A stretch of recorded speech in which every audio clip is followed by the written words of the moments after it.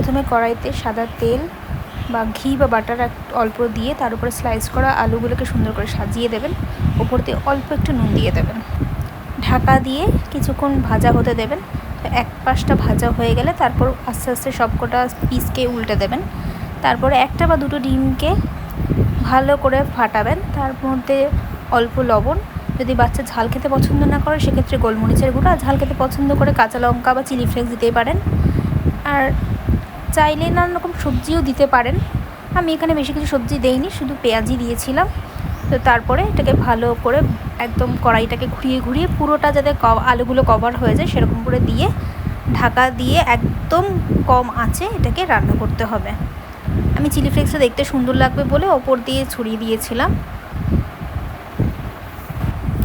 পিৎজার মতনই এর ওপরে পছন্দ মতো সবজি দিতে পারেন, যেমন যারা ক্যাপসিকাম, গাজর এই ধরনের সবজি খেতে পছন্দ করে তো সাজিয়ে দিতে পারেন। তো সবসময় তো সব অ্যাভেলেবেল থাকে না, তো আর আমার বাচ্চা ক্যাপসিকাম খেতে পছন্দ করে না, তাই জন্য আমি কোনো কিছু সবজি আর দেইনি। সাজানোর জন্য চিলি ফ্লেক্সটাই শুধু দিয়েছিলাম। তো ঢাকা চাপা দিয়ে রান্না করতে হবে। মোটামুটি দেখবেন যখন বুঝতে পারবেন যে হয়ে গিয়েছে এক পিঠ, তখন আস্তে আস্তে জাস্ট উল্টে দিতে হবে।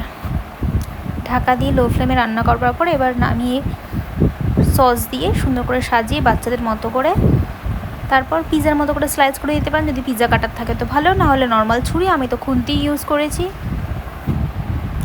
চিজ, মেয়োনিজ সবই দিতে পারেন সাজানোর জন্য, কিন্তু আমার ঘরে থাকা সত্ত্বেও বাচ্চা যেহেতু চিজ খায় না তো কোনোটাই আমি দিতে পারিনি।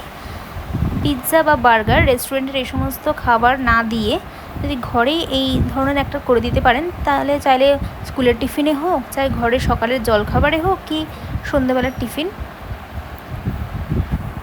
কারণ টিফিনে তারা একটু নানান রকম ঘুরিয়ে ফিরে খেতে পছন্দ করে।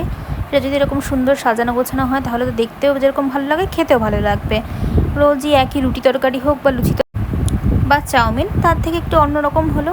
তো কেমন লাগলো জানাবেন, ভালো লাগলে উৎসাহ দিলে আরও এরকম রেসিপি নিয়ে আসবো, সঙ্গে থাকবেন।